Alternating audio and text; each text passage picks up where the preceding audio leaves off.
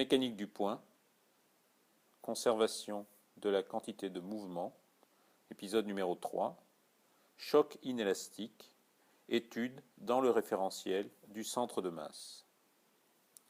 C'est une vidéo relativement complète dans laquelle on va être obligé de considérer donc le centre de masse, le référentiel qui y est associé, le mouvement du centre de masse. On va être aussi obligé de considérer les changements de référentiel et les lois de composition des vitesses qui sont associées au changement de référentiel. Bien entendu, nous aurons à considérer les deux lois de conservation, que sont la conservation de la quantité de mouvement, ici une masse petit m, une masse grand M en mouvement, dans le référentiel du laboratoire, par rapport au point O, la quantité de mouvement totale est égale à petit m plus grand M, vitesse du centre de masse par rapport à O. La quantité de mouvement totale, pratiquement par définition, par rapport au centre de masse est égale à 0.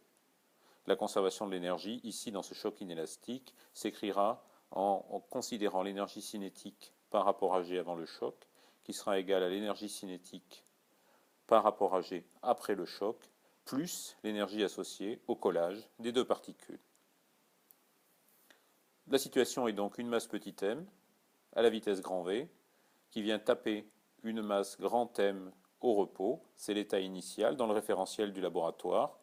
Ensuite, les deux masses sont collées et se déplacent à la vitesse Vf dans le référentiel du laboratoire par rapport à un point O attaché à ce laboratoire. On a affaire à un système isolé, la quantité de mouvement est une quantité conservée, et donc en tout état de cause, on a quantité de mouvement totale par rapport à O qui est égale à petit m vitesse de petit m par rapport à O, plus grand M, vitesse de grand M par rapport à O. La somme de ces deux termes constitue la quantité de mouvement totale par rapport à O, et c'est une constante. C'est une constante, c'est-à-dire qu'elle sa valeur avant le choc et sa valeur après le choc sont les mêmes en tant que quantité vectorielle. Le vecteur est un vecteur constant, avant et après le choc. On refait la même étude maintenant dans le référentiel du centre de masse, G. Dans le référentiel du centre de masse, la quantité de mouvement totale par rapport à G est nulle. Avant le choc, on a donc une somme des deux quantités de mouvement petit m que multiplie vecteur vitesse de petit m par rapport à G plus masse grand M que multiplie le vecteur vitesse de la masse grand M par rapport à G est égal à 0. Après le choc, c'est encore plus simple. Les deux particules sont attachées. Le point G, centre de masse, est confondu avec la position des deux masses. Et donc dans ce cas-là, on a vitesse de la masse petit m par rapport à G qui est égale à la vitesse de la masse grand M par rapport à G qui est égale à 0. D'ailleurs, on retrouve au passage immédiatement la conservation de la quantité de mouvement qui est bien nulle avant et après le choc dans le référentiel du centre de masse. L'avantage du centre de masse finalement, parce que l'on voit que sa présentation est un tout petit peu compliquée, eh bien, on a une quantité de mouvement totale par rapport au centre de masse par rapport à G qui est égal à 0. C'est un résultat qui est général, qui est toujours vrai, qui est pratiquement une définition. Et on s'intéresse en fait ici au processus interne au système, par exemple. Ce qui nous intéresse ici, c'est calculer l'énergie associée au collage des deux particules. Et donc, on fait abstraction de la translation de l'ensemble qui, elle, est décrite par la quantité de mouvement total par rapport au point O lié au référentiel du laboratoire, qui est égale à la masse totale du système multipliée par la vitesse du centre de masse par rapport au point O lié au laboratoire. Donc nous continuons cette étude et nous regardons maintenant comment on peut calculer V de G par rapport à O et les vitesses V petit m par rapport à G et V de grand M par rapport à G. Pour cela, ce qu'on a simplement écrit, c'est la définition à nouveau du centre de masse. La définition du centre de masse se trouve dans l'équation somme des deux masses que multiplie OG vecteur égale petit m O position de la masse petit m vecteur plus grand M O position de la masse grand M vecteur. On fait une dérivée par rapport au temps de cette équation qui définit le point grand G qui est le centre de masse. Et on obtient alors la vitesse de G par rapport à O multipliée par la somme des deux masses, qui est donc égale en fait à la quantité de mouvement totale du système par rapport à O, c'est-à-dire petit m qui multiplie la vitesse du point M, plus grand M, la vitesse du point grand M, tout ceci par rapport au point O dans le référentiel du laboratoire. Cela nous conduit donc à une détermination par rapport aux masses petit m et grand m et leurs vitesses respectives dans le référentiel du laboratoire, et on a donc maintenant l'expression de la vitesse du centre de masse par rapport au point O, donc dans le référentiel du laboratoire. On retrouve encore une fois, s'il en était besoin, que la quantité de mouvement total par rapport au point O est bien égale à m plus petit m que multiplie la vitesse du centre de masse par rapport au point O. Notre objectif ici maintenant est de déterminer la vitesse du point, vitesse de la masse petit m par rapport à g, et la vitesse de la masse grand M par rapport à g. Pour cela, on reprend l'expression que l'on avait de la vitesse du point G par rapport à O. On utilise la composition des vitesses, vitesse du point associée à la masse petit m par rapport à O, vitesse de la masse petit m par rapport à O, qui est égale à la vitesse de la masse petit m par rapport à G, plus la vitesse de G par rapport à O. On connaît la vitesse de G par rapport à O, on connaît la vitesse de M par rapport à O. Cela nous permet d'avoir donc une expression de la vitesse de petit m par rapport à G en fonction des deux masses et des vitesses relatives et des vitesses respectives des masses petit m et grand M dans le référentiel du laboratoire. On fait le même travail pour la masse grand M et on obtient alors la vitesse de la masse grand M par rapport à G, symétrique de la précédente de la masse petit m.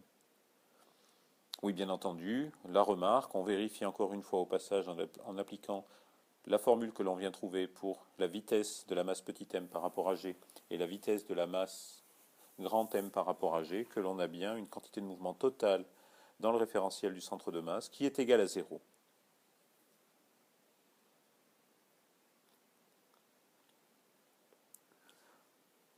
On reprend ici les deux expressions que l'on vient de déterminer.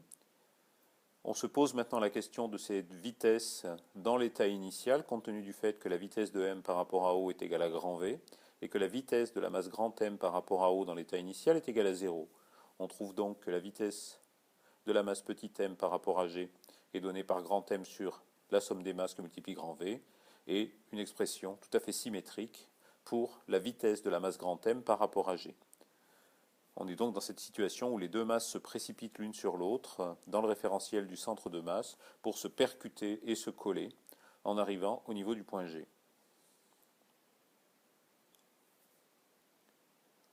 Dans l'état final, on a la vitesse de la masse petit m par rapport à O qui est égale à la vitesse de la masse grand M par rapport à O, qui est égale à la vitesse du centre de masse par rapport à O et qui est égale à la vitesse du déplacement de l'ensemble dans le référentiel du laboratoire. Les deux masses sont collées, c'est bien pour ça qu'on a cette série d'égalités. Les deux masses sont collées et le centre de masse est attaché aux deux masses directement comme on le voit sur le dessin ici. Et donc la vitesse de la masse m par rapport à g est égale à la vitesse de la masse grand M par rapport à g, c'est égal à 0. Dans le référentiel du centre de masse, la vitesse des deux masses est égale à 0. On peut donc maintenant se préoccuper de la conservation de l'énergie d'abord dans le référentiel du laboratoire pour mémoire. Et dans ce cas-là, on écrit simplement que l'énergie cinétique initiale par rapport à O est égale à l'énergie cinétique finale par rapport à O, plus delta E, qui est l'énergie nécessaire au collage. C'est ce que l'on avait vu déjà précédemment dans la vidéo sur la conservation de la quantité de mouvement, épisode 2. Il s'agit maintenant par contre de passer, et c'est une nouveauté, de l'énergie cinétique par rapport au point O, par rapport dans le référentiel du laboratoire, à l'énergie cinétique par rapport au point G dans le référentiel du centre de masse. Ces deux énergies cinétiques sont séparées essentiellement par l'énergie de translation de l'ensemble du système, qui est ce que décrit la vitesse du point G par rapport à O, la translation d'ensemble d'un système isolé, par rapport au référentiel du laboratoire, qui lui est un référentiel galiléen automatiquement. Ici, le référentiel du centre de masse est galiléen, ce n'est pas toujours le cas. Ici, il l'est. On a donc énergie cinétique par rapport à O, qui est égale à 1/2 de la masse totale, vitesse de G par rapport à O au carré, plus énergie cinétique de l'ensemble des composants du système, en tenant compte de leur vitesse par rapport au centre de masse. C'est donc le théorème de Koenig, qui en mécanique est un théorème d'une grande importance.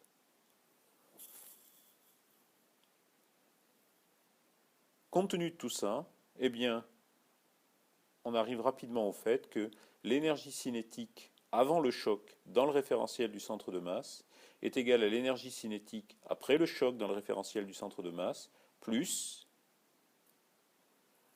l'énergie associée au collage des deux particules.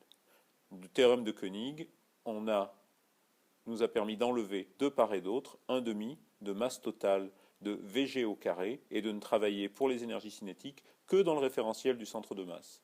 Pour l'énergie cinétique totale de part et d'autre, ne pas oublier d'ajouter l'énergie cinétique qui prend en compte la masse totale et le déplacement du centre de masse par rapport à O, le référentiel du laboratoire. Après le choc, dans le référentiel du centre de masse, toutes les vitesses sont nulles, et donc en conséquence, l'énergie cinétique après le choc par rapport à G est égale à 0. Il s'ensuit donc que il suffit d'avoir maintenant l'énergie cinétique avant le choc pour pouvoir trouver l'énergie de collage des deux particules. On remplace donc les deux vitesses des masses petit m et grand m par rapport à G dans l'expression de l'énergie cinétique par rapport à G avant le choc, et on obtient en réalité que cette énergie cinétique avant le choc dans le référentiel du centre de masse est égale à 1 demi petit m grand m sur la somme des masses que multiplie v carré. V est la vitesse de la masse petit m dans le référentiel du laboratoire avant le choc. On s'aperçoit donc qu'on a une énergie delta E qui est déterminée par 1 demi de mu v carré. Mu est la masse réduite qui s'exprime 1 sur mu égale 1 sur petit m plus 1 sur grand M. On a donc retrouvé, comme dans la vidéo conservation de la quantité de mouvement choc inélastique épisode numéro 2, delta E égale 1 demi de mu v carré. Au passage, nous avons donc pu introduire le référentiel du centre de masse, le centre de masse, la vitesse du centre de masse, la conservation de la quantité de mouvement, le fait que la quantité de mouvement totale pour un système isolé est nulle dans le référentiel du centre de masse, et on a pu introduire aussi le théorème de Koenig qui permet de transformer l'énergie cinétique pour passer du référentiel du centre de masse au référentiel du laboratoire.